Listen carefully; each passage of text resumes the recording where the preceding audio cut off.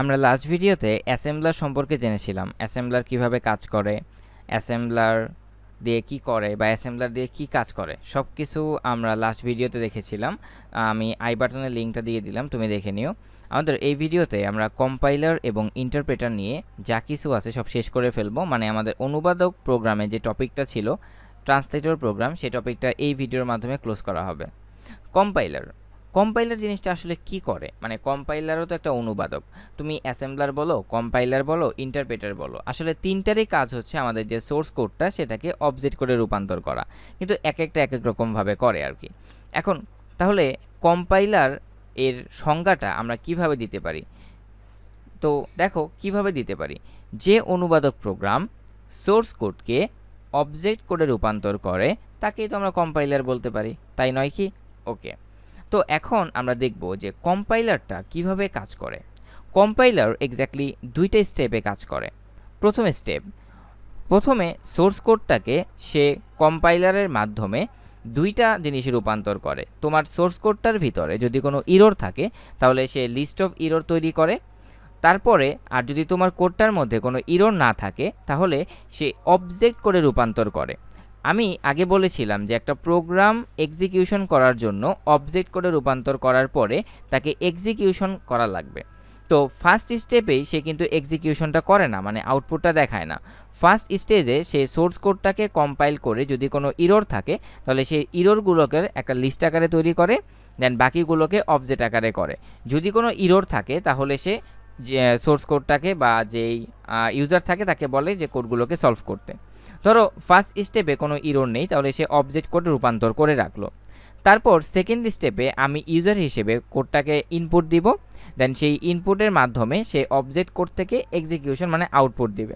ধরো আমি বলতে পারি তুমি দুইটা নাম্বার যোগ করবে, অবশ্য এগুলো আমি দেখাবো। দুইটা নাম্বার যোগ করার জন্য তুমি ইউজারকে দুইটা ইনপুট দিয়েছো, হলো 5 আর 6, 5 আর 6 যোগ করার জন্য ইনপুট দিয়েছো।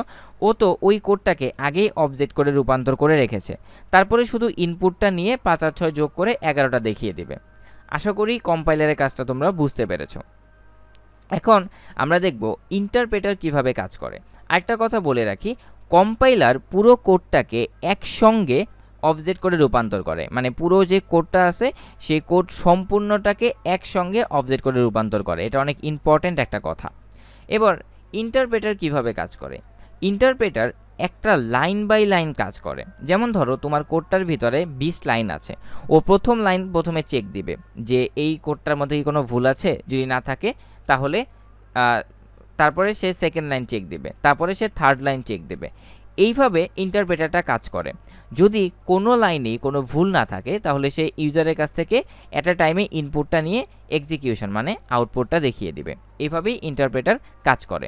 তাহলে তোমাকে একটা কোশ্চেন জিজ্ঞেস করি, তাহলে এক্সিকিউশন মানে আউটপুট কোনটা আগে দেয়, ইন্টারপ্রেটার নাকি হচ্ছে কম্পাইলার? কোশ্চেনের অ্যান্সারটা তুমি ভাবতে থাকো, অবশ্যই কোশ্চেনের অ্যান্সারটা আমি দিব।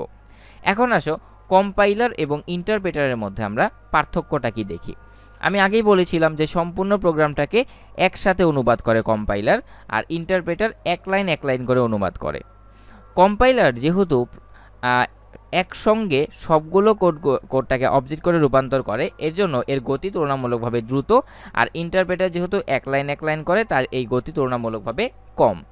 ওকে, এবার দেখো প্রোগ্রামে সব ভুল একসাথে প্রদর্শন করে কম্পাইলার, যেখানে ইন্টারপ্রেটার কি করে প্রতি লাইনের ভুল প্রদর্শন করে এবং ভুল পাওয়া মাত্রই অনুবাদের কাজ বন্ধ করে দেয়।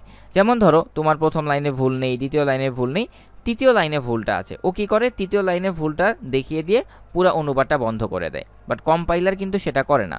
কম্পাইলার করে কি, যে তোমার পুরো কোডটার মধ্যে যে যতগুলো ভুল আছে সেই ভুলগুলোকে একসঙ্গে করে তারপরে ইউজারকে দেয়। ওকে, এবার কি ডিবাগিং বা প্রোগ্রামের ভুল ত্রুটি শনাক্ত ও সংশোধন করার ক্ষেত্রে সময় বেশি লাগে, কারণ ওই যে একসাথে সবগুলো ভুল দেখিয়ে দেয়। আর এখানে সময় কম লাগে কেন, কারণ একটা লাইনে ভুল হলে ও একটা লাইনই দেখায় দেয়, এই একটা লাইন সলভ হলে তারপরে সে কোড করতে যায়। এরপর কি কম্পাইলার বড় আকৃতির প্রোগ্রাম আর আমাদের ইন্টারপ্রেটার ছোট আকৃতির প্রোগ্রাম। কম্পাইলার কাজ করতে প্রধান মেমোরিতে বেশি জায়গার প্রয়োজন হয়, কারণ এটা বড় আকৃতির প্রোগ্রাম, আর ইন্টারপ্রেটার কম জায়গার প্রয়োজন হয়। কম্পাইলার বড় ধরনের কম্পিউটারে বেশি ব্যবহৃত হয় আর ইন্টারপ্রেটার অপেক্ষাকৃত ছোট কম্পিউটারে।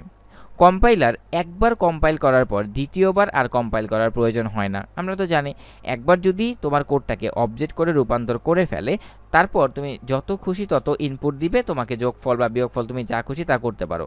কিন্তু ইন্টারপ্রেটারের মাধ্যমে প্রোগ্রামকে রূপান্তরের পর তা একই মধ্যবর্তী অবস্থানে পৌঁছে একে বলা হয় ইন্টারমিডিয়েট কোড। কারণ ওই যে যদি কোনো লাইন ভুল পায় তাহলে তো সে অনুবাদ করা বন্ধ করে দেয়, এই জন্য সেটাকে বলা হয় ইন্টারমিডিয়েট কোড। এরপর কম্পাইলারের মাধ্যমে প্রোগ্রামকে রূপান্তরের পর তা পূর্ণাঙ্গ মেশিন ভাষায় রূপান্তরিত হয়, একে বলা হয় অবজেক্ট প্রোগ্রাম। এটা তো আমি আগেই জানি। ইন্টারপ্রেটারের ক্ষেত্রে পুনরায় রূপান্তরের প্রয়োজন হয়। তো আশা করি তুমি এই ভিডিওটি বুঝতে পেরেছো। যদি বুঝে থাকো তাহলে আমাকে এক কাপ কফি খাওয়াতে পারো। আর তুমি যদি এখনও আমাদের ফেসবুক গ্রুপে জয়েন করে না থাকো, এখনই জয়েন করে ফেলো। এখন হবে আমাদের সবচেয়ে ইম্পর্টেন্ট পার্ট, সেটা হচ্ছে আমাদের কুইজ টাইম। আমাদের আজকের কুইজটা হলো, কোনটি বড় আকৃতির প্রোগ্রাম, কম্পাইলার নাকি ইন্টারপ্রেটার, নাকি দুইটাই, নাকি অনুবাদক প্রোগ্রাম? তো কুইজের অ্যান্সারটা দিয়ে দাও ভিডিওতে। তোমার জন্য শুভকামনা। আল্লাহ হাফেজ।